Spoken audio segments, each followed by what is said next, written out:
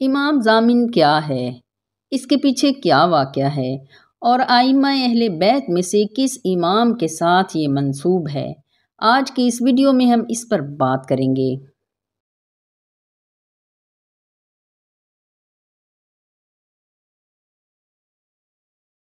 بسم اللہ الرحمن الرحیم، صلی اللہ تعالی علی حبیبہ محمد وآلہ وسلم۔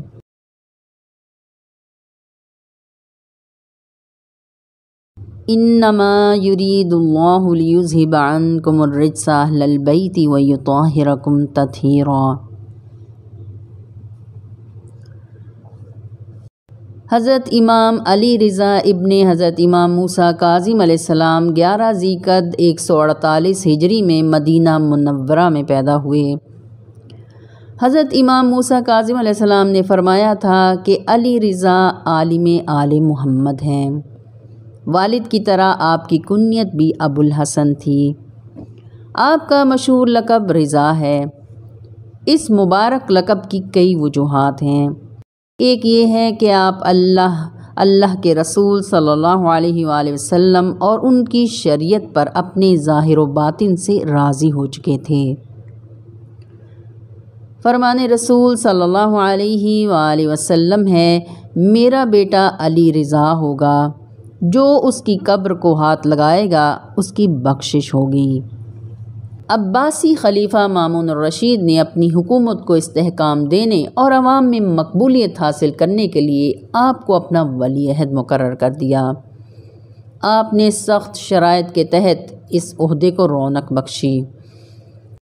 202 ہجری میں حکومت کی طرف سے ایک سکہ جاری کیا گیا۔ اس سکے پر امام علی رضا کے دستخط تھے۔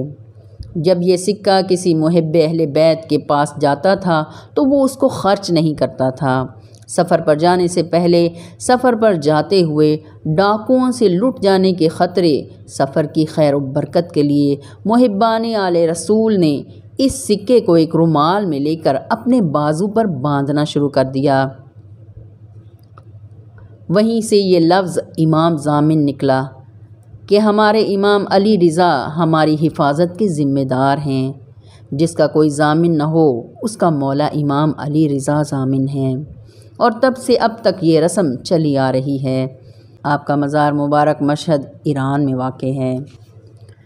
یہ بات بتانا فائدہ مند ہے کہ آج بھی اگر حکومت ایران کو قرض لینے کی ضرورت پیش آتی ہے تو امام علی رضا کے مزار مبارک میں موجود گلہ سے قرض لیا جاتا ہے۔ وہ نقش انما ہیں امام علی رضا، تصویر حل عطا ہیں امام علی رضا۔ جب تک رہے گا مکتب تدریس حق کھلا، تاثیر کل کفا ہیں امام علی رضا۔